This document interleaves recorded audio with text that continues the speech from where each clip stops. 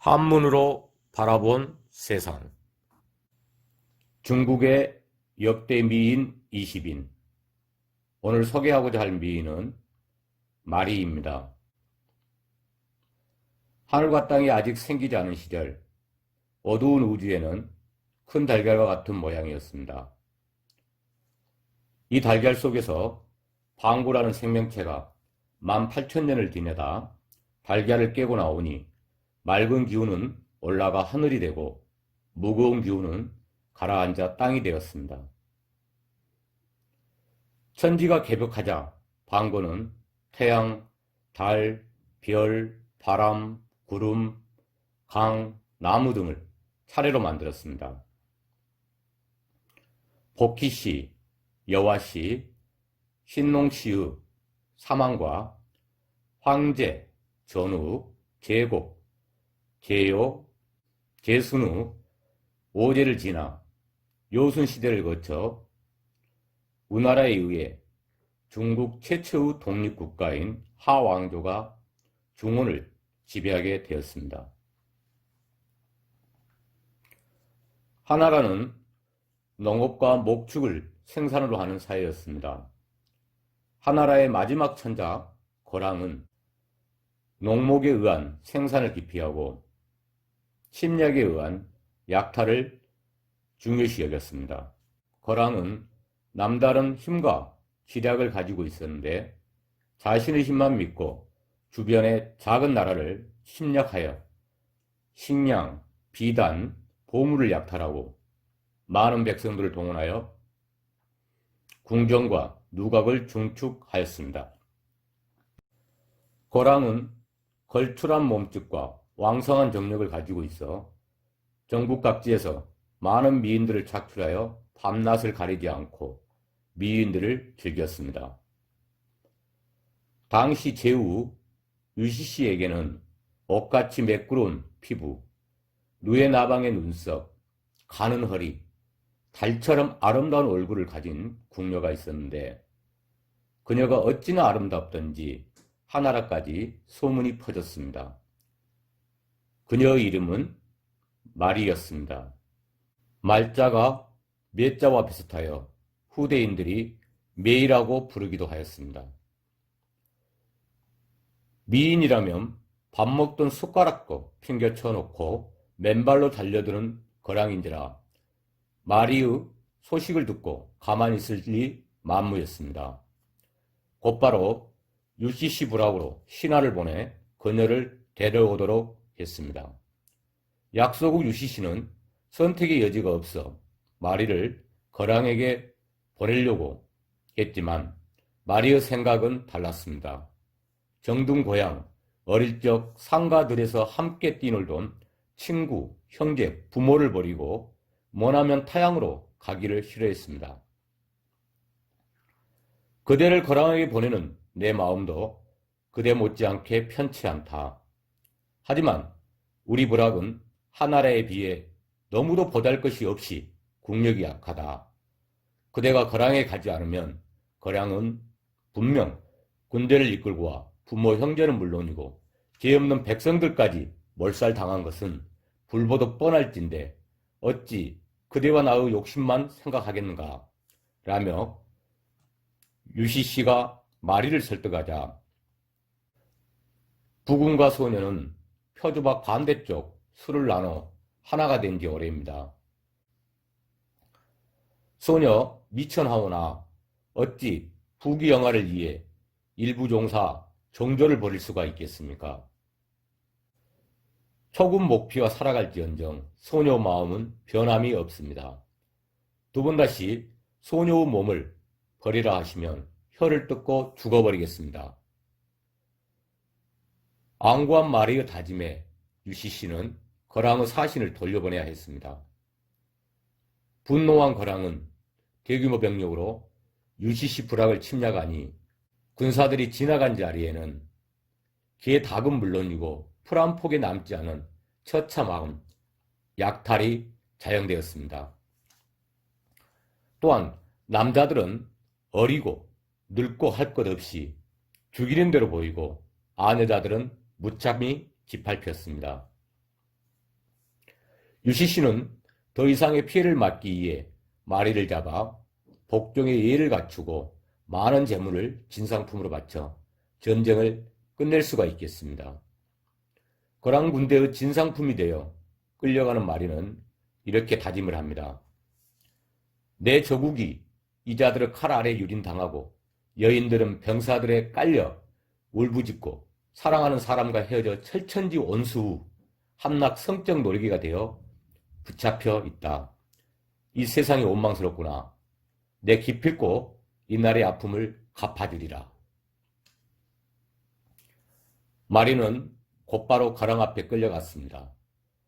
마리를 본 순간 백옥과 같이 흰 살결, 아름다운 눈, 깨물고 싶은 입술, 마리의 외모에 반해 황홀감에 빠져듭니다. 평소 용감하고 지략이 뛰어났던 거량은 마리를 보자 이성을 잃고 분별이 사라졌으며 복수에 찬 마리가 현란한 밤기술을 동원하니 거량은 하룻밤 사이에 마리의 포로가 되어 마리의 말이라며 모두 들어주고 행동에 옮기니 거량은 껍데기뿐인 마리의 꼭두각시가 되어버렸습니다. 거량의 마음을 사로잡은 마리는 복수 실행에 옮기기 시작합니다. 먼저 거량에게 사치를 조장하여 국가 재정을 악화시킬 목적으로 웅장한 궁궐을 지어줄 것을 요구합니다. 거량은 경실이라는 옥으로 장식한 화려한 집을 짓고 상랑이라는 상아로 장식한 사랑채를 만들고 옥상이라는 침대를 만들어 각종 보석으로 장식을 하고 밤낮을 가리지 않고 육체적 갈등을 해소했습니다. 마리는 복수를 위해 거량의 사치를 더욱더 부추겼습니다. 거량은 그녀의 요구에 의해 전국에서 3천여 명의 아름다운 소녀들을 선발하여 형형색색의 화려한 비단옷을 입혀 날마다 연회를 열어 술을 마시며 노래와 춤을 즐겼습니다. 하루는 거량이 전국에서 선발한 미인들과 연회를 즐기던 중 직접 술을 한 잔씩 하사했습니다. 3천여 명의 많은 미인들에게 술을 따르는 데는 많은 시간이 들었습니다. 이를 지켜본 마리는 거량에게 제안을 합니다. 하루하루 즐기기에도 우리 인생은 너무도 짧습니다. 폐하가 술을 따르는데 소중한 인생을 허비하는 것은 낭비라고 생각합니다. 그러므로 연못을 만들어 술을 가득 채우고 주변에 고기숲을 만들면 어떠할까요? 이러한 연회를 베풀었던 사람들은 지금까지 단 한 사람도 없었습니다. 폐하께서 최초의 호화 연회를 실시하면 세상 그 누구도 흉내낼 수 없는 업적으로 폐하가 천재라는 것을 만천하에게 알려 일반 백성들은 물론 제후들까지 폐하를 우러러 볼 것입니다. 남성들은 자신이 정상에 이르렀을 때 남들이 하지 못한 일을 함으로 우월한 존재감과 성공한 삶을 살았다는 대가를 지불받기를 원하기도 합니다.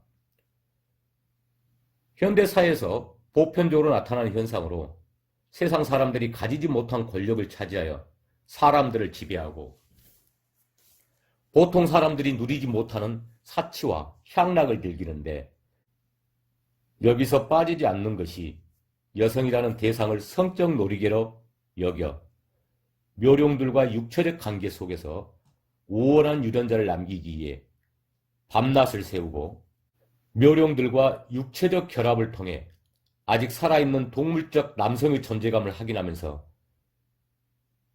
늙지 않고 영원히 젊음을 유지할 거라는 착각을 합니다.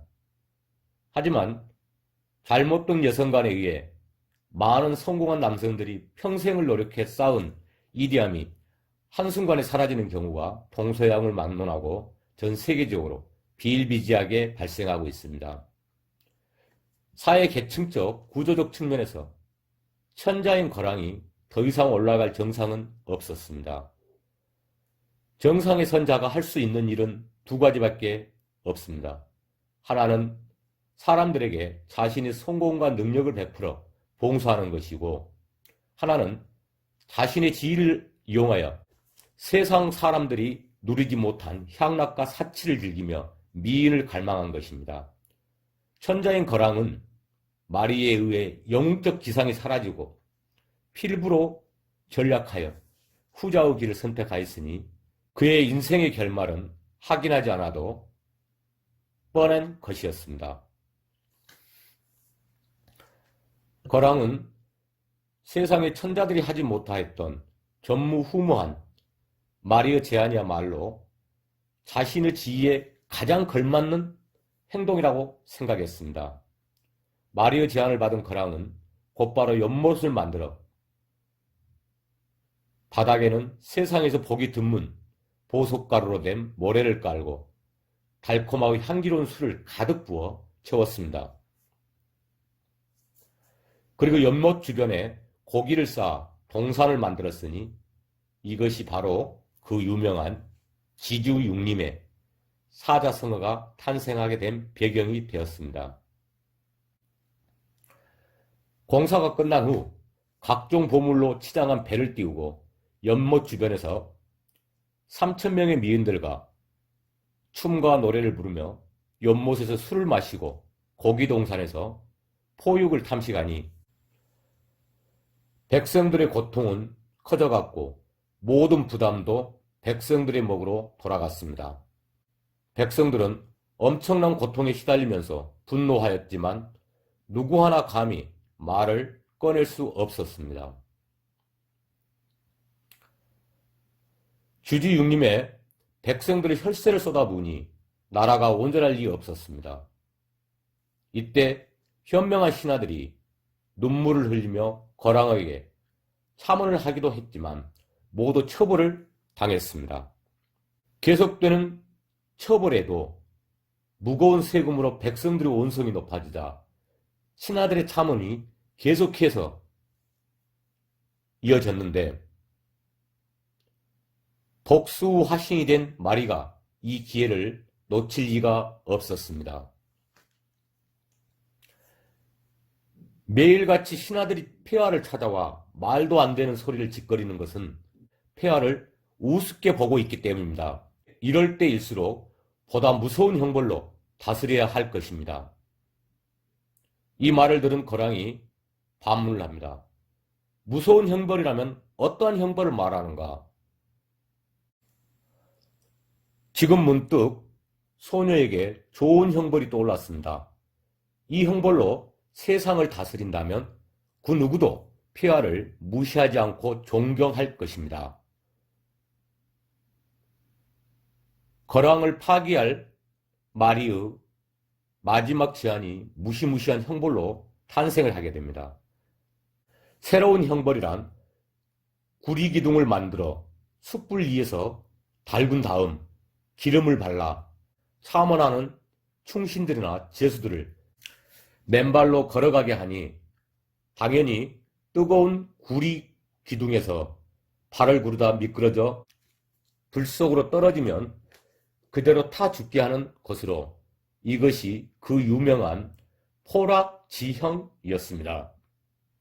포락지형에 의해 충신들이란 충신들은 모두 처형을 당하고 거랑 주변에는 아처 많은 간신들만 득실거렸습니다. 400년 넘게 존속하던 중국 최초의 독립국가는 이렇게 종말을 향해 달려가고 있었습니다. 이때 은나라 탕왕은 어질고 지혜로운 정책으로 백성을 다스리니 고랑은 은의 탕이 나중에 자신을 위협할 존재라 판단하여 그를 옥에 가두었으나 탕은 거랑을 안심시키는 계책으로 석방이 되었습니다. 거랑의 황음무도한 폭력에 충신은 오간되었고 아첨하는 관리들만 득실거리는 가운데 이윤, 종고 등 몇몇 퉁신들은 더 이상 거랑에 대한 미련을 버리고 새로운 신흥 강대우로 떠오르고 있는 은으로 도망하여 탕의 신하가 되었습니다. 탕은 명제상 이윤의 도움으로 군대를 일으켜 거랑을 정벌할 목적으로 먼저 거랑의 측근인 이국과 고국을 점령하고 고원국을 격파한 다음 하나라의 요충지 명조로 돌진하니 하나라는 멸망하고 은나라의 탕왕이 천자가 되어 중원을 지배하는 시대가 열렸습니다. 아우상 부근으로 도망갔지만 아직 잘못을 뉘우치지 못한 거랑은 이렇게 탄식했습니다. 그때 탕을 감옥에서 죽여 버리지 못한 것이 정말 후회스럽구나. 와우산으로 도망간 거랑과 매는 사치가 몸에 배어 있던지라 황량하고 애진 산골에서조차 스스로 일할 줄 몰랐고 얼마 지나지 않아 결국 그들은 굶어 죽고 말았습니다. 거랑은 황소를 집어 올릴 힘과 예리한 판단력을 가진 천자였지만 천하 최고의 밤기술을 가진 꽃 중의 꽃 마리 앞에서는 필부에 다름이 없었습니다. 세상 어떤 곳에서도 맛볼 수 없는 풍성한 꿀을 선사한 마리가 원하는 것은 거랑과 상날의 몰락이었으니 모든 남성들에게 이성에 대한 깨달음을 제공하는 특별한 역사 사건이라 할 것입니다. 다음 시간에는 중국 3대 악녀 중 한 여인인 달기를 소개하겠습니다. 시청해주셔서 감사합니다. 더 유익하고 재밌는 한문으로 찾아뵐 수 있도록 하겠습니다. 성운 한문쌤이었습니다.